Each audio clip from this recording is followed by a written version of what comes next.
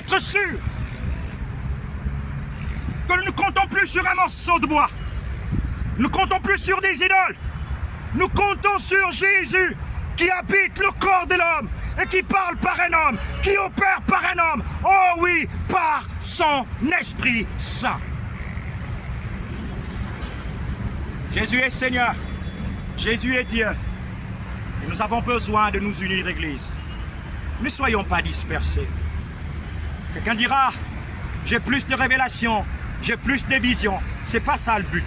Ce que Dieu voudrait, c'est que le corps du Christ dans le monde prie pour la même cause. Nous voulons le Saint-Esprit, car c'est pendant que le Saint-Esprit était descendu le jour de la Pentecôte dans la chambre haute qu'ils avaient commencé un ministère qu'eux ils ne s'attendaient pas.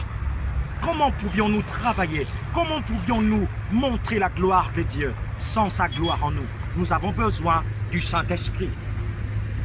Est-ce que tu es l'homme de la piscine de Bethesda qui n'avait pas une bonne position pour attendre son miracle? Le miracle est devant toi, mais tu ne le vois pas. Ton miracle s'appelle Jésus-Christ, Emmanuel, dans ton cœur. Si tu l'acceptes, alors quel que soit le temps et quel que soit ce que tu traverses depuis longtemps, sache une chose, que Jésus est la porte. Il dit, celui qui entre par moi sera sauvé. Il entrera, il sortira et trouvera des pâturages. Prie, en accord avec ta parole.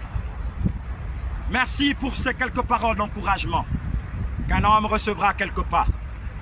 Merci pour ton Saint-Esprit que tu vas déployer sur toute chair. Tu n'es pas un homme pour mentir, ni le fils d'un homme pour te repentir. Ce que ta bouche dit, ta main veille à l'accomplir.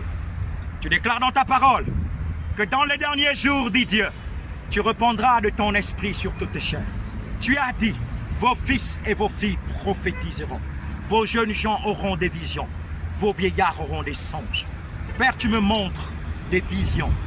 Et ces visions, tu m'as dit que tu souffleras le Saint-Esprit sur toute chair pour expier le péché et que le nom de Dieu soit glorifié par ton Esprit en nous.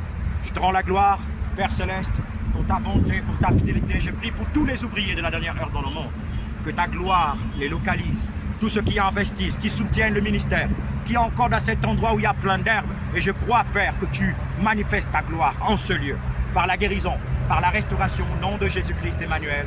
Amen.